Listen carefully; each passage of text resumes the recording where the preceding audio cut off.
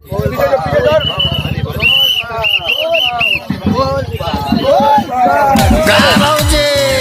हैं? प्रणाम। सगरो हारा सुनाई दे रहा है बोल बम का।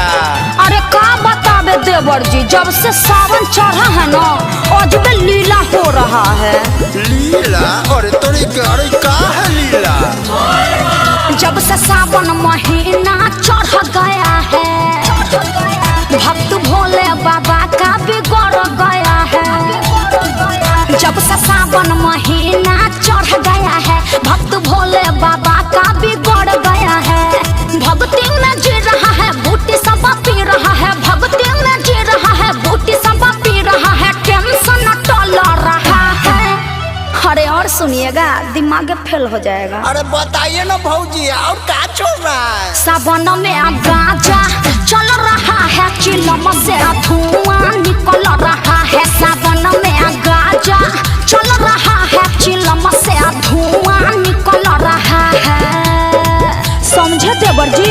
अरे आप समझने की बात कर रहे हैं, यहाँ समझदारी का नोस फूल रहा है। अब भक्ति में मेरा भी दिमाग झूल रहा है।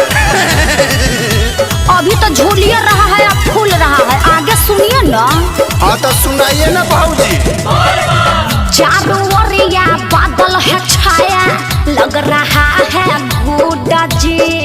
पानी झम झम बरस रहा है, सबका हैप्पी है मोडा जी।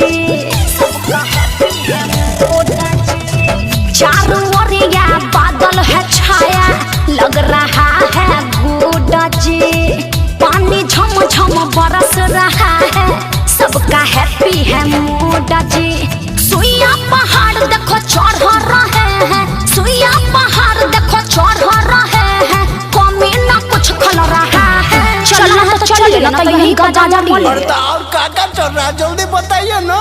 हाँ तो सुनिए, सावन में गाजा चल रहा है, चिलम से धुआं निकल रहा है। सावन में गाजा चल रहा है, चिलम से धुआं निकल रहा है। आप सही कर रहे हैं भौजी, तो हम लोग का है पीछे रहे। अपना पुरनका वाला पिकअप है, सब परिवार ठूस के जाएंगे, आप मंदिर में घुस के जल चढ़ाइए न देंगे। अच्छा तो ठीक है, लेकिन वहाँ सटका भी पड़ता है।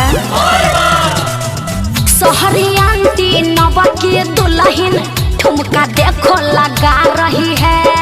अंतरा सिंह प्रियंका का गाना जम के वो बजा रही है, तो हम गर्दा उड़ा के नाचेंगे। शहरी आंटी नवा की दुल्हन ठुमका देखो लगा रही है। अंतरा सिंह प्रियंका का गाना जम के वो तो बजा रही है। और जो न शर्मा बोलबम चिल्लाए, परमेश्वर महतो बोलबम चिल्लाए, कहे जिंदगी बदल रहा है। अरे अब तो समझ गए ना। अरे सब ऊपर से निकल जा रहा है भौजी। सावन में गांजा चल रहा है, चिलम से धुआं निकल रहा है। सावन में गांजा चल रहा है, चिलम से धुआं निकल रहा है।